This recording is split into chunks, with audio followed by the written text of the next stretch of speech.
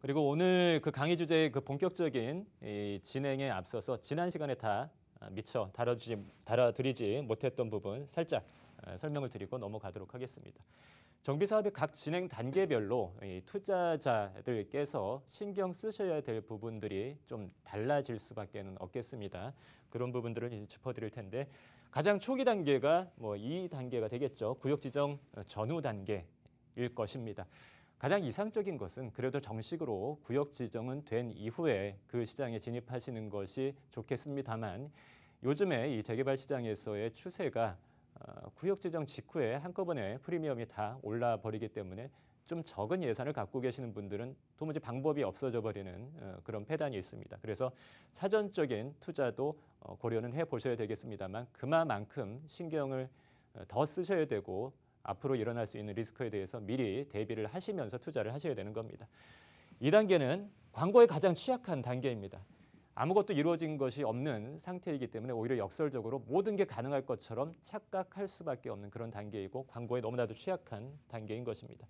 가장 큰 실패의 사례가 많이 나오는 단계가 이쪽 단계이기 때문에 면밀히 검토하시고 전문가의 자문을 얻으시고 나서 결정을 하셔야만 하는 단계가 될 것입니다. 그리고 조합 설립 전후 단계까지 가면 요즘에 이 재개발 시장 추세에 있어서는 굉장히 이제 성숙 단계다라고까지 이야기할 수 있는 그런 단계가 되는 것입니다. 조합 설립 인가 이후에 프리미엄도 급등할 것이고요.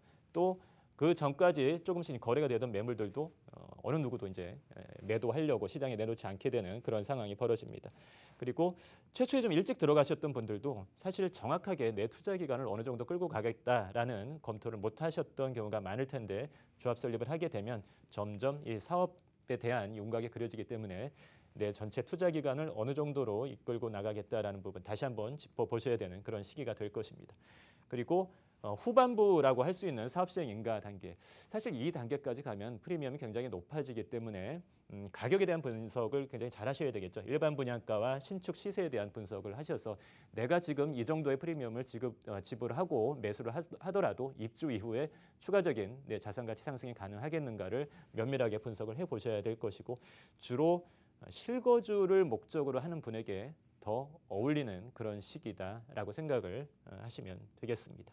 그리고 사업시행 인가 이후에 관리처분 인가까지 받게 되면 그때부터 재개발도 조합원지 양도 제한에 이 거래 제한에 문제가 발생할 겁니다. 그래서 앞에서 전체적인 투자 기간을 한번 설정을 하셨던 분들 요 시점, 이 관리처분 인가 이후에 조합원지 양도 제한을 못하게 된 그 시점 이르기 전에 이것을 계속 끌고 갈 것인지 중간에 차익 실현을 할 것인지 또 한 번의 결정이 필요하겠습니다. 각 단계별 유의사항 전체적으로 이 정도 머릿속에 담아두시고요.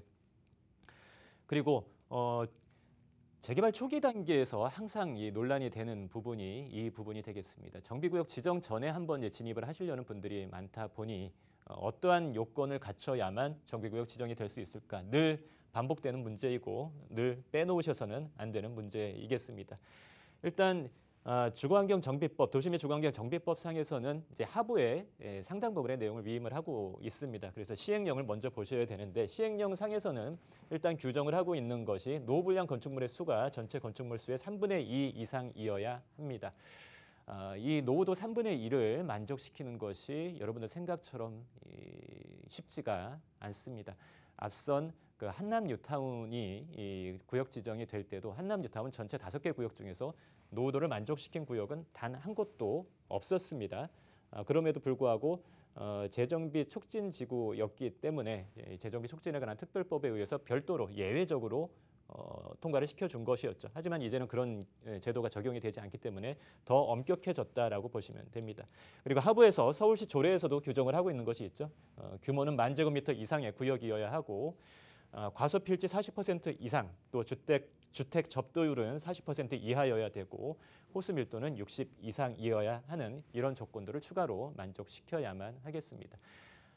그전에 전혀 정비사업을 추진하지 않다가 새롭게 추진하는 곳에 대해서는 이러한 각각의 항목들을 주거정비지수라는 이 지표로 점수를 매겨서 70점 이상이어야만 정비구역 지정을 받을 수 있는 제도로 요즘은 운영이 되고 있습니다.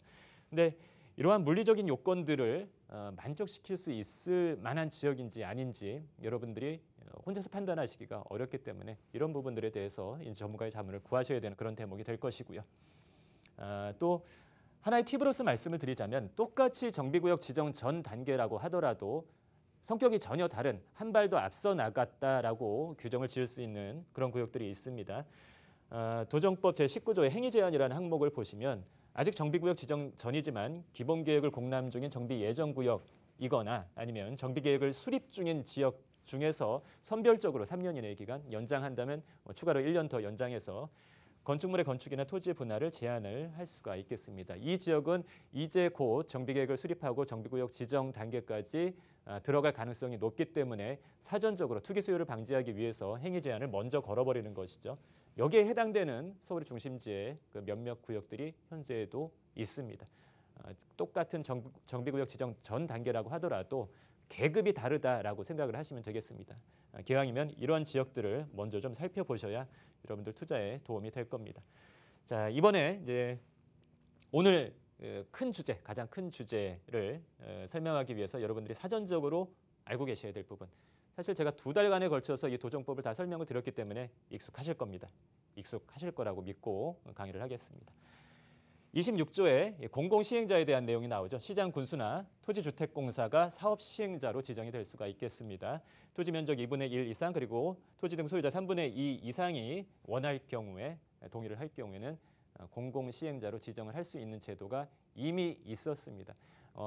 그러니까 올해 5월 6일 정부 대책 발표에 의해서 공공재개발이라는 것이 새롭게 생겨난 것이 아니고 과거부터 있었던 것이죠. 실무적인 방식의 차이만 따라올 뿐입니다. 그렇다면 과거에 공공이 시행자로, 조합이 아닌 공공이 시행자로 들어갔던 그 사업장에서 어떠한 결과가 있었는지 한번 살펴보신다면 여러분들에게 큰 참고 사례가 되겠죠. 그 내용을 설명을 드리는 겁니다. 이번 5.6 대책에서 정부가 이 공공재개발에 대해서 하나하나 설명을 했는데 가장 제가 보는 관점에서 문제다라고 보는 그 부분은 바로 이 문구가 되겠습니다. 확정수익. 확정수익. 이 확정수익이란 말을 여러분들이 부동산과 관련해서 많이 들어보셨던 사례가 아마 그런 걸 겁니다. 분양형 호텔 확정수익 연 15% 보장. 광고 전단지 TV CF에서 많이 보셨죠? 법률 위반입니다.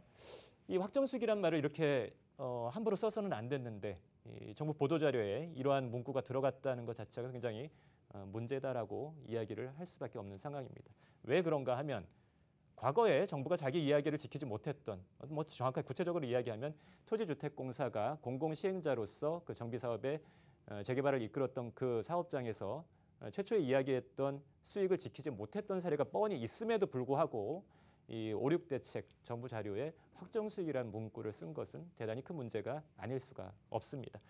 이 토지주택공사가 성남 단대구역의 그 권리자들에게 발송한 이 공문서에 들어가 있는 내용들을 설명을 드리겠습니다. 이 실제 공문서 사본이다라는 것을 여러분들이 인식하실 수 있도록 그냥 전체 전문을 올려드렸습니다. 토지주택공사가 보일 것이고요. 그리고 또 성남 단대구역 입주자들을 대상으로 발송된 공문이 되겠습니다. 좀 확대해서 어떤 내용이 있었는지 살펴보겠습니다. 죄송스럽다라는 표현이 들어가 있네요. 굉장히 죄송스러운 상황이 생긴 것 같습니다. 정상적으로 사업을 마무리하는 경우라면 관리처분 계획 변경을 통해서 부담금을 확정을 하고 또 편안한 마음으로 입주해서 집들이까지 할 수 있는 그런 상황이었을 텐데 그렇게 되지 못했다라는 부분에 대해서 양해를 구하는 문구가 들어가 있습니다. 왜 이러한 죄송스러운 상황이 벌어졌는지를 한번 살펴보죠. 밑에 이 빨간 줄을 쳐드린 내용을 보시면은 권리자분들, 이 권리자라는 표현을 쓰게 되죠. 조합이 없는 공공시행 방식이기 때문에 권리자라는 표현을 쓰게 됩니다. 권리자분들의 자금 부담을 덜어드리고자 총 사업비의 부족분, 이 추가 부담금을 입주 시에 일부 그리고 나중에 최종 청산 시 확정됐을 때 추가로 납부하실 수 있도록 좀 조정을 하겠다.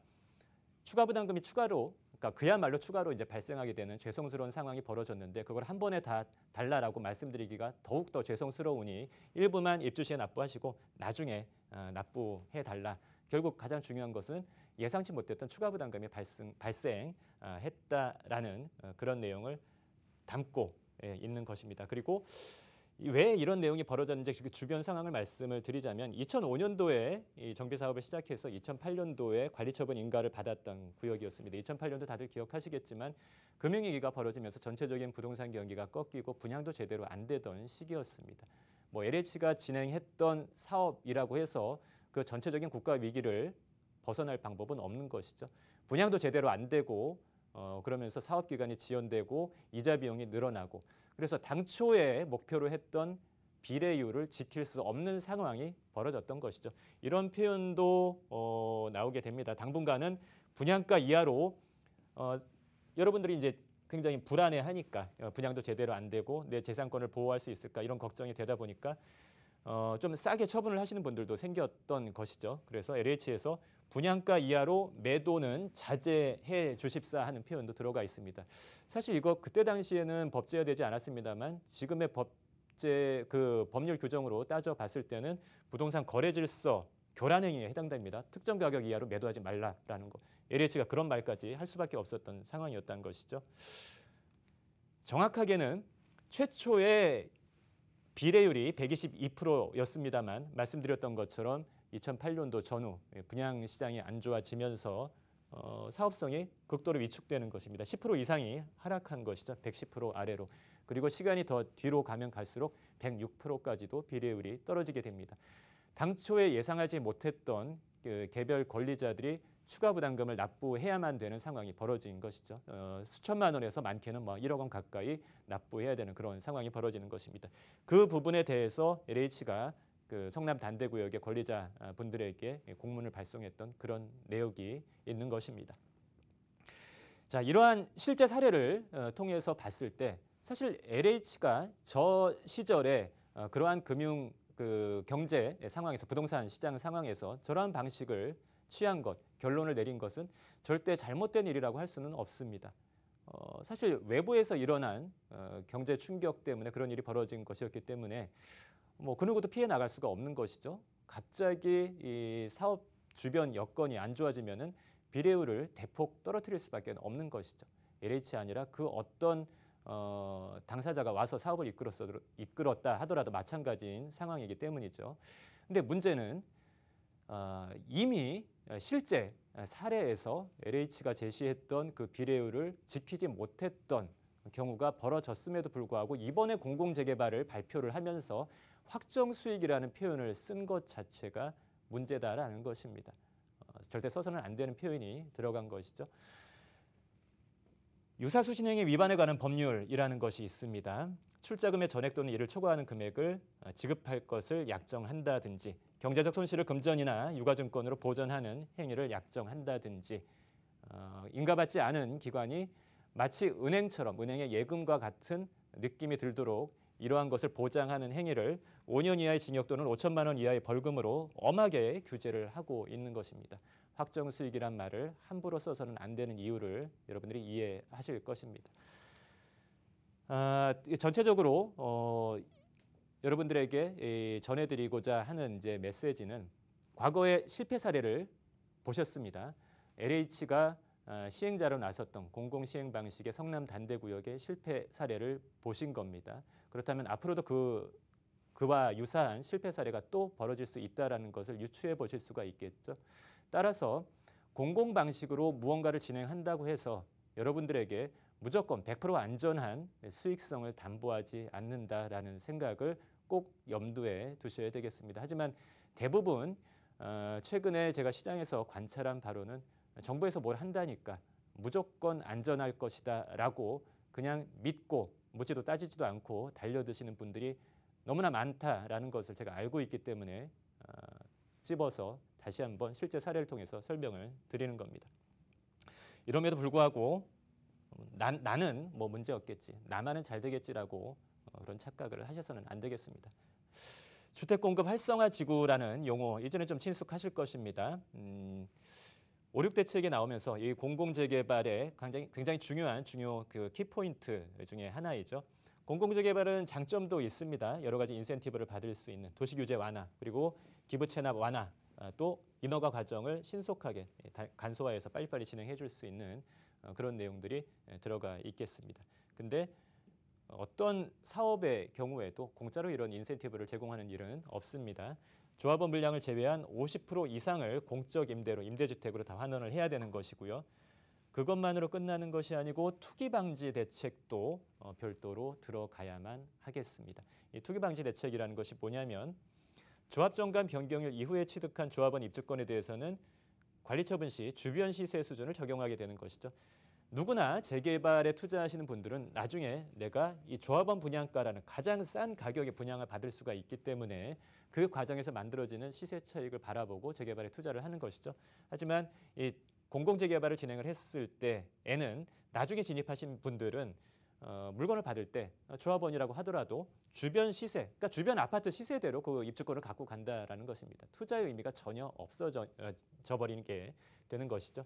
실질적인 명문화하진 않았습니다만 실질적인 거래 제한의 효과를 나타낼 수밖에 없겠습니다.